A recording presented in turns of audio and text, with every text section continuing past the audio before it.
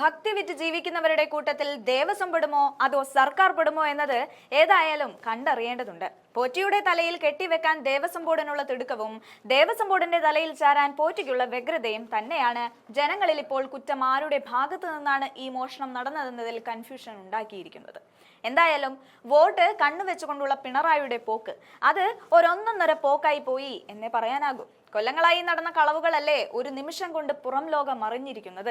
അയ്യപ്പനെ കാക്കാൻ ആരുമില്ല, അതുകൊണ്ട് സ്വയമേ നീ നിന്നെ തന്നെ കാക്കണേ അയ്യപ്പ എന്നേ പറയാനുള്ളൂ.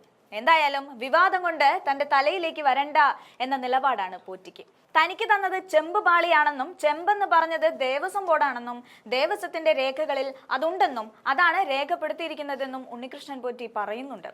PS പ്രശാന്ത് തനിക്ക് നൽകിയ പാളികളിൽ മുൻപ് സ്വർണം പൂശിയിരുന്നോന്ന് അറിയില്ലെന്ന് പറഞ്ഞ ഉണ്ണികൃഷ്ണൻ പോറ്റി മാധ്യമങ്ങളിൽ വരുന്ന വാർത്തകൾ തെറ്റാണെന്നും തന്നെ തെറ്റുകാരനാക്കാനാണ് ശ്രമം നടക്കുന്നതെന്നും പറയുന്നുണ്ട്. ദേവസ്വം ബോർഡിനെ പ്രതിക്കൂട്ടിൽ നിർത്തിക്കൊണ്ടായിരുന്നു ഉണ്ണികൃഷ്ണൻ പോറ്റി ഇത്തരം പ്രതികരണങ്ങൾ നടത്തിയത് എന്നതിനാൽ തന്നെ ദേവസ്വത്തിന് തലയുരാനും സാധിക്കില്ല.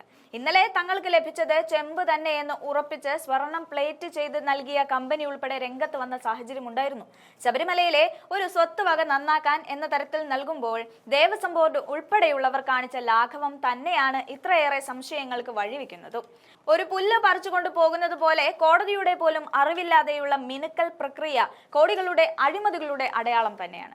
1999കളിൽ ദ്വാരപാലക ശില്പങ്ങളിൽ 7 ലെയർ സ്വർണം പൊതിഞ്ഞെന്നും അന്ന് 30 കിലോ സ്വർണം ഇതിനായി ഉപയോഗിച്ചെന്നും ദേവസ്വം ബോർഡ് മുൻ ചീഫ് എഞ്ചിനീയർ രവികുമാർ ഉൾപ്പെടെ വ്യക്തമാക്കുമ്പോൾ കളികൾ നടന്നിരിക്കുന്നത് ആരുടെ അറിവോടെ ആയിരിക്കാമെന്നത് വ്യക്തമാണ്.